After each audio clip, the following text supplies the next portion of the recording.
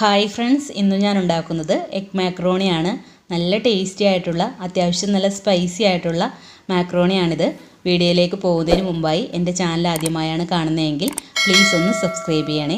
അപ്പോൾ നമുക്കിത് എങ്ങനെയാണ് ഉണ്ടാക്കണേന്ന് നോക്കിയാലോ. അപ്പോൾ അതിനായിട്ട് ഞാനിവിടെ ഒരു 3 മുട്ടയാണ് എടുത്തിരിക്കുന്നത്. അത് നന്നായിട്ട് പുഴുങ്ങിയെടുത്ത് വെച്ചിരിക്കുകയാണ്.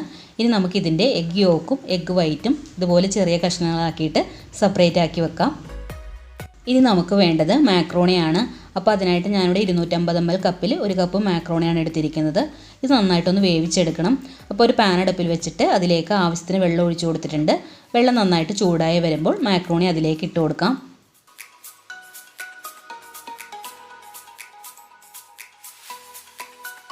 ഇനി നമുക്കിതിലേക്ക് ആവശ്യത്തിന് ഉപ്പിട്ട് കൊടുക്കാം. അതിനുശേഷം കുറച്ച് ഓയിലും കൂടി ഞാൻ ചേർത്ത് കൊടുക്കുന്നുണ്ട്. മാക്രോണി പരസ്പരം ഒട്ടിപ്പിടിക്കാതിരിക്കാൻ വേണ്ടിയാണ്. ഇനി നമുക്ക് ഇത് നന്നായിട്ടൊന്ന് ഇളക്കി കൊടുത്തതിന് ശേഷം വേവിച്ചെടുക്കാം. ഏകദേശം 8 മിനിറ്റ് ടൈം വേണം കേട്ടോ മാക്രോണി വെന്ത് കിട്ടാനായിട്ട്. ഇപ്പോൾ ഇത് ഏകദേശം 8 മിനിറ്റ് ആയിട്ടുണ്ട്. നന്നായിട്ട് വെന്ത് വന്നിട്ടുണ്ട്. ഇനി നമുക്ക് ഫ്ലെയിം ഓഫ് ചെയ്ത് കൊടുത്തിട്ട് ഡ്രെയിൻ ചെയ്തെടുക്കാം. ഇപ്പോൾ ഞാനിത് ഡ്രെയിൻ ചെയ്തെടുത്തിട്ടുണ്ട്. ഇനി നമുക്കിത് ഉണ്ടാക്കാൻ വേണ്ടി തുടങ്ങാം. അപ്പോൾ അതിനായിട്ട് ഒരു പാൻ അടുപ്പിൽ വെച്ചിട്ട് അതിലേക്ക് ആവശ്യത്തിന് ഓയിൽ ഒഴിച്ചു കൊടുക്കാം.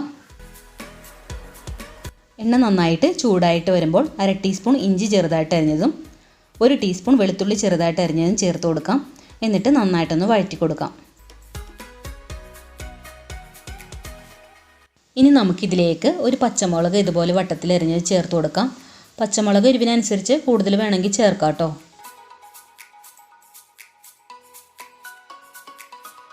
ഇനി നമുക്കിതിലേക്ക് സവാള ചേർത്ത് കൊടുക്കാം.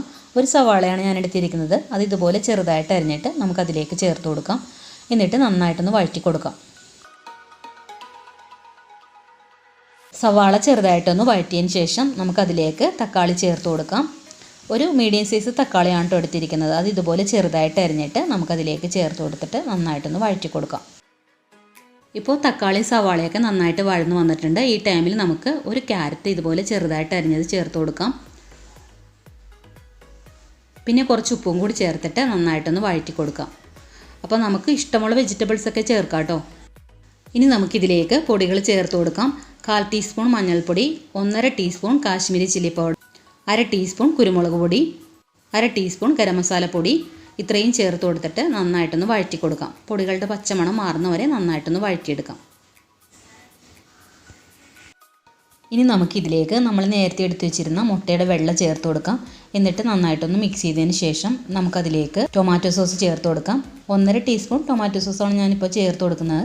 വേണമെന്നുണ്ടെങ്കിൽ നമുക്ക് ലാസ്റ്റ് ചേർത്ത് കൊടുക്കാം കേട്ടോ.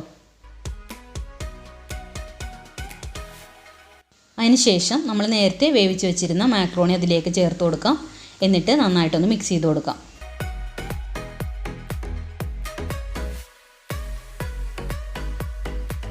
ഇനി നമുക്കിതിലേക്ക് കുറച്ച് വെള്ളം ചേർത്ത് കൊടുക്കാം. പിന്നെ ടൊമാറ്റോ സോസ് 1/2 ടീസ്പൂൺ കൂടി ഞാൻ ചേർത്ത് കൊടുക്കുന്നുണ്ട്. അപ്പോൾ 2 ടീസ്പൂണാണ് ടൊമാറ്റോ സോസ് ചേർത്ത് കൊടുത്തത്. എന്നിട്ട് നന്നായിട്ടൊന്ന് മിക്സ് ചെയ്ത് കൊടുക്കാം. ഇനി നമുക്കിതിലേക്ക് ഒരു ചെറിയ കഷ്ണം ചിക്കൻ ക്യൂബ്സ് ചേർത്ത് കൊടുക്കാം. ഇതുപോലെ നന്നായിട്ടൊന്ന് പൊടിച്ചതിന് ശേഷം നമുക്കിതിലേക്ക് ചേർത്ത് കൊടുക്കാം കേട്ടോ. ചിക്കൻ ക്യൂബ്സ് വേണമെന്നുണ്ടെങ്കിൽ ചേർത്ത് കൊടുത്താൽ മതി കേട്ടോ. പക്ഷേ അതും കൂടി ചേർക്കുമ്പോൾ ഒരു പ്രത്യേക ടേസ്റ്റാണ്. ഇനി നമുക്കിതിലേക്ക് അവസാനമായിട്ട് കുറച്ച് മല്ലിയില ചേർത്ത് കൊടുക്കാം. അതുപോലെ തന്നെ നമ്മൾ നേരത്തെ എടുത്തു വെച്ചിരുന്ന മുട്ടയുടെ മഞ്ഞ കൂടി ചേർത്ത് കൊടുക്കാം. എന്നിട്ട് നന്നായിട്ടൊന്ന് മിക്സ് ചെയ്തതിന് ശേഷം നമുക്ക് ഫ്ലെയിം ഓഫ് ചെയ്ത് കൊടുക്കാം.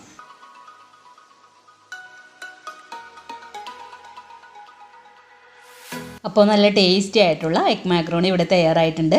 എല്ലാവരും ഇതൊന്ന് ട്രൈ ചെയ്ത് നോക്കണം. ട്രൈ ചെയ്ത് നോക്കിയിട്ട് ഫീഡ്ബാക്ക് മറക്കാതെ കമൻസിൽ അറിയിക്കണം. അതുപോലെ ലൈക്ക് ചെയ്യാനും ഷെയർ ചെയ്യാനും ഇതുവരെ സബ്സ്ക്രൈബ് ചെയ്യാത്തവരുണ്ടെങ്കിൽ ഒന്ന് സബ്സ്ക്രൈബ് ചെയ്യാനും മറക്കരുതേ.